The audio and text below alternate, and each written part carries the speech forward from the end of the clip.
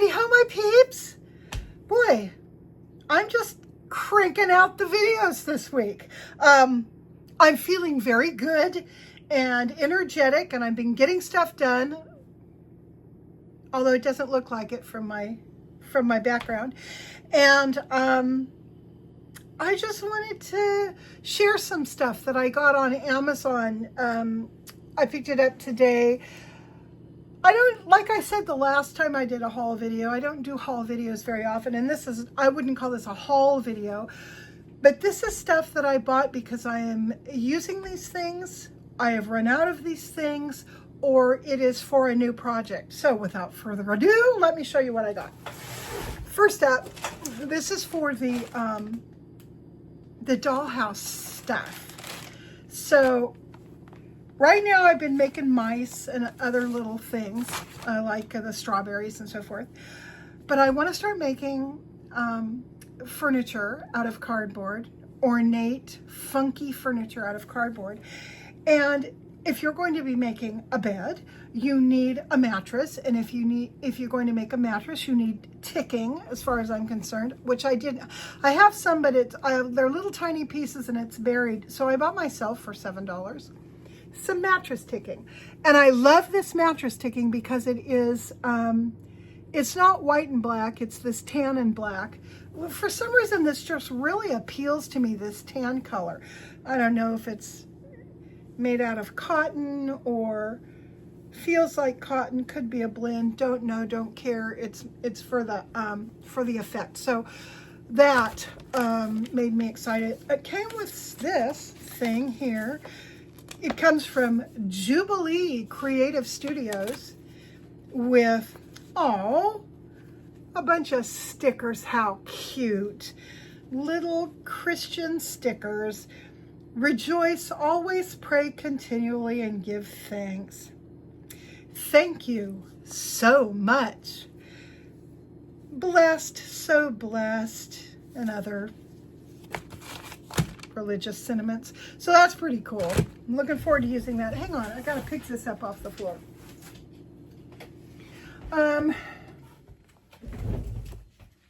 There, cards.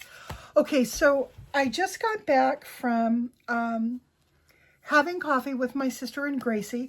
It's something we're trying to do at least every other week, although we want to start doing it more often. I think I've got them convinced to join the senior center and do the aerobic weight workout that I've started doing with me on Tuesdays and Thursdays. I think I've got them convinced. And my sister wants to learn to play mahjong, and so do I. So they've got a mahjong get together. I don't think it costs anything. It's just people who get it together and play mahjong or want to learn to play mahjong. So I think we're going to start going to that, at least explore it. So I'm kind of excited about that. I hope that we do start doing that stuff, because any excuse that I have to spend more time with my sister and with Gracie, I want to take advantage of that. So anyhow, that was the first thing I got. The second thing I got, this is so adorable. These are watercolors. I'm going to open their little shuck. Is there anything else in there? No, that just needs to be burned. These are watercolors that are, what's the word? Iridescent. They're iridescent metallic watercolors. Now, I've been using just whatever craft paint I had lying around. I think I need to grab hang on a minute. I need to grab something. What do I need to grab? Oh, scissors. Okay, so I've been using just craft paint, house paint, whatever I find to work on these mice, in part because I'm just really learning the technique of spun cotton construction for miniatures. And so I figured, well, use up what I've got, learn the techniques, and then if I decide I want to invest in some materials, I will. But I'm doing fine just pulling stuffing out of my couch on the front porch and, just being being low key about the whole deal. But I had seen iridescent watercolors on and off over the past few years. And every time I see them, I think to myself, oh boy, that is so cool. I really, really want to give that a try. So here we go. This is so that you can do a swatch with these, which is a good idea. And they come in a little cheap plastic container. Let's see if this cheap plastic container is, yeah. Let's see if these things fall out. Oh, they will. They'll fall out. So I'm going to see if I can't show you a little bit. So this is a very bright palette here. And there's also a more of a like forest colors sort of palette. So I'm planning on using these watercolors to do detail with my miniatures. So that's going to be fun. So I'm going to put those down. Oh, show you something else funny. So my friend Tom calls Grant and I yesterday at about 11:30 and says, hey, he says, my friends who were going to come and do the buffet with me at the casino, which is like 3.5 miles from where we live, didn't show up. Can you guys come right now and come have buffet? I said, yeah, sure, we can. So we go and we have buffet. I had a big old plate of meat. That's all I put on my plate was meat. But not crab legs. Well, Tom loves crab legs. He kept eating those crab legs. And I came home with this little pinchers from the crab legs. Now, I've got a bunch of these already. I let them dry out till, you know, you can't smell the crab part anymore. And I've got this idea for making like a crown with these crab legs, only not a human-sized crown. It'll be a crown on top of a doll head that I'm going to mount to a board. It's going to be real strange. But I saw a crab leg crown and I thought it was just hilarious. So I am now collecting for my crab leg crown. So strange. Okay, let's see what else do we have.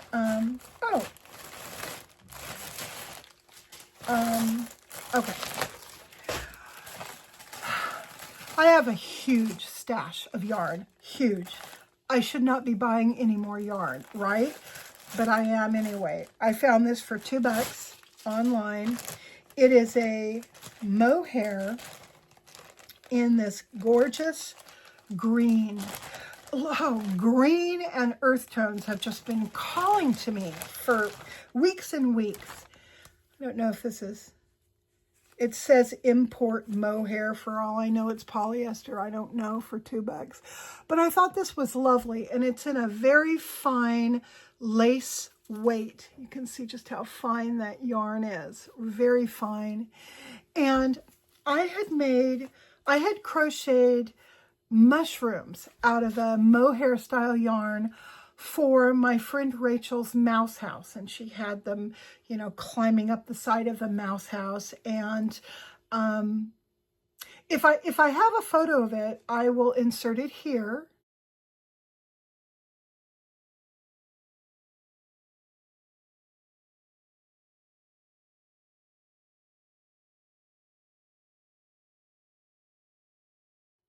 Okay, I don't know if I had a photo, but I'm going to keep going. But it was basically this kind of yarn. And I was thinking, you know, I could make all kinds of interesting natural stuff to go in doll houses or mouse houses with this wonderful kind of iridescent, slightly iridescent yarn. So I was really excited to get that. Plus it was only $2 and it included shipping. So I'm down with that. What else? What else do we have? Okay, now... you saw my new beautiful pink retro style microwave that I recently got on Amazon for $89. I had given my other microwave to one of my kids. And I found in my recipes on Pinterest, I think it is, a recipe for making a potato chip, sort of, with cottage cheese and a little bit of potato powder and eggs and other things. And you can do it in the oven or you can do it in the microwave. I thought, okay, microwave, that's cool. But you really need a silicone mat So I had seen some people who would take a square silicone mat and cut it up into a round and put it in there. Problem with that is that these silicone mats have fiberglass on the inside, so you kind of shouldn't cut that up. You don't know what's going to happen to that fiberglass as it does whatever it does in your microwave. So instead, I went online and I found round silicone baking mats. And these are the exact size of the tray in my microwave, 9 inches. So that will give me a safer way to make these little chips. And anything else I want to cook in the microwave that requires that kind of thing. Now, I could have used parchment paper. I have plenty of that. But these things don't peel off parchment real well. And I would also have to cut it each time to fit. And, you know, reusable, might as well. So, that's all of that. Let's see, what else did I get? Oh, okay. So, last time I may have showed you, I got these little fake diamond earrings. They're moissanite or so are supposed to be. Who knows? They're probably CZ or glass. I don't know. And they're dipped in 18 karat gold. I got these because I wanted something very subtle that I could wear to work with my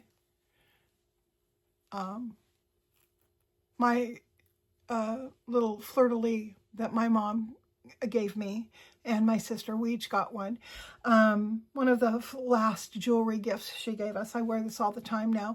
And so just to go with it, that it made it feel a little more finished. I also have some very low-key gold, yellow gold jewelry as well. And really no earrings to wear with it that look like they're supposed to be real. I've got tons of earrings, but it's mostly like full-on costume cutesy. Well, I found these cute little things. They're also a Huggy style earring, but they're in yellow gold with little tiny fake diamonds in it. I think I spent like 20 bucks for each pair. And this will work real well when I'm wearing something that's yellow gold. So I have that done.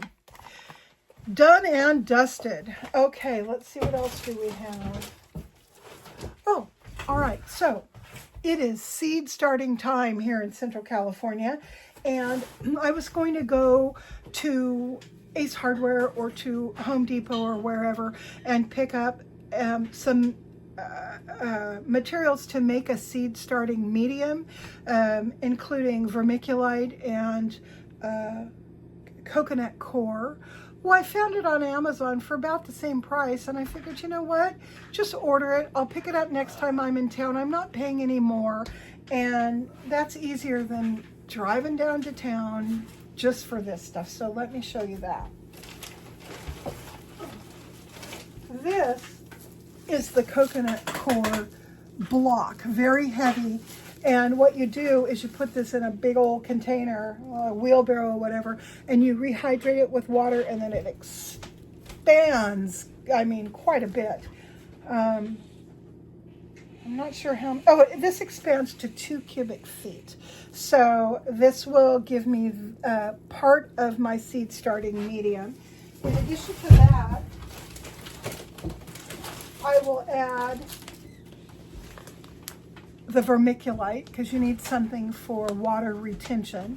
So so this will work well. And then I will, you don't really even need to add anything else. Those two materials are enough. However, you can add sand if you want, or a nutrient. You know, seeds come, they're a seed because they're covered in their own nutrient, right? And normally, until they've sprouted and started to have their little monocots and dicots coming up out of the stem, they really don't need any additional nutrition. However, I have a front porch full of chicken poop. My chickens have been roosting on my front porch, and there's one section that has chicken poop. So I'm going to get my scraper out. I'm going to scrape that stuff up, and I'm going to put it in my seed mixture. Still not sure what I'm going to do with my chickens. I can give them to a friend, but that friend already has chickens and roosters, and I'm afraid that my little rooster will be killed by their bigger rooster, and then my hens, they'll be fine. But I don't want to lose my rooster, and I don't want to give away his hens. So instead, I'm going to head on out to my old chicken yard, and I'm going to put that together so it's safe. I have to put in a new door to close it up at night, and I need to put in a roost on the inside, and I'm going to usher all of my fowl into their home, and I'll leave them there for a day. Then I'll open it. Of course, they'll come out. They'll probably want to come back to their previous roosting site, and I will put them back into the chicken coop. And I think after a day or two of that, they'll probably figure out that that's their new roost. So I hope so. Anyway, so that's that. Let's see, what else did I get? Oh, yeah. So I keep a big old container of sugar-free candy. It usually lasts quite a while. Now I'm down to the stuff I don't really like. The sour hard candies I don't really like, and they're littering the bottom of this big container. So I got some sugar-free Hershey's milk chocolate bars, and this is what I've never tried these. I'm gonna try them right now. Basically, they're sugar-free peanut M&Ms. Basically, only they're Russell Stones. So let's open one of those right now and see if they were worth the money that I spent on them. I can't remember what it was. Everything's so expensive. I don't even know how much candy costs in the store these days because it's been forever since I've bought it. But probably not too much less than this. So, yep. Looks like M&Ms to me. So let's give it a try. Sugar-free is not calorie-free. Sugar-free just means it's safer to eat if you need to reduce your sugar, which is what I need to do. So calories on this is 120 calories in 1/8 of a cup. Now, I would not, I would eat, and that's 7 servings in here. I would probably eat 2 servings at a time. When I decided it was time to sit down and eat some candy, I would eat 240 calories worth of candy. Oh, that's good. I'm gonna have another one. Oh, that's awfully good. Yeah, you know what? Outside of the fact that it doesn't have the sugar aftertaste, sugar to me has an aftertaste now. I can really taste after, and it's a good aftertaste. This doesn't have the same aftertaste. This has sort of a cool aftertaste, which makes me think it's probably got erythritol in it. Let me look and see. Maltitol, stevia, and no erythritol. So it's probably a maltitol aftertaste. It's good though. Doesn't taste bad at all. All right, so that's good. Well, heck, we're sitting here. Might as well have one of these. See how these are.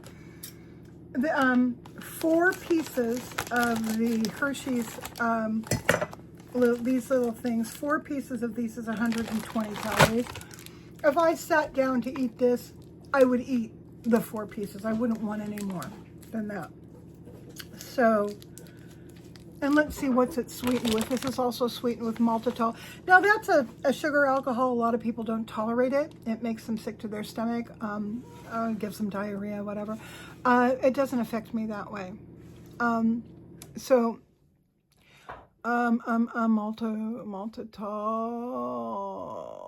and that's it. That's all that they use for the sweetener. And you know, 4 of these is plenty. 2 of these is plenty, but 4 of these and you really know you've had some candy. So let's see how it tastes.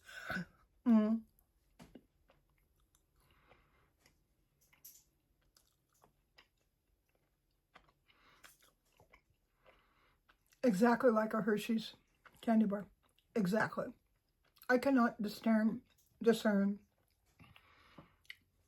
anything in the initial taste or the aftertaste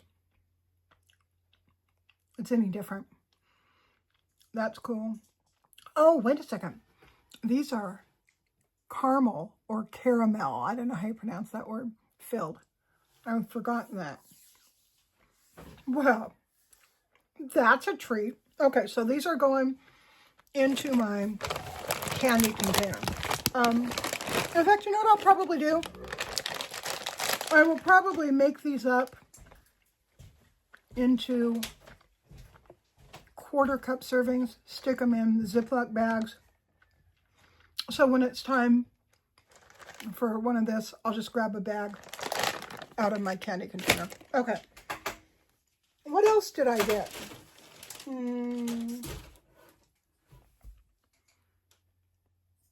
That's it. That's what I got. So, yeah, I had a great coffee with my sister and Gracie, and it is 11:50. I've got exercise class at 4.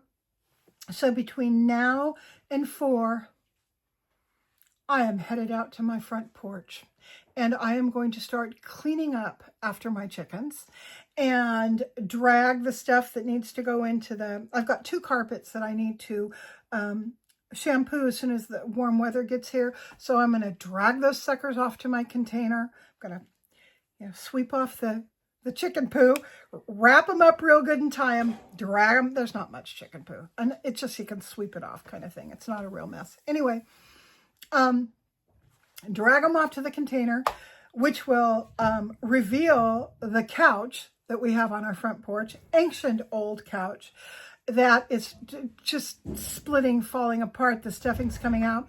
I'm going to pull all that stuffing out of there to reuse for my cotton, and it doesn't have any chicken poo on it either, just so you know. Anyway, pull it all out of there, put it in a bag so I can reuse it for my cotton, spun cotton projects.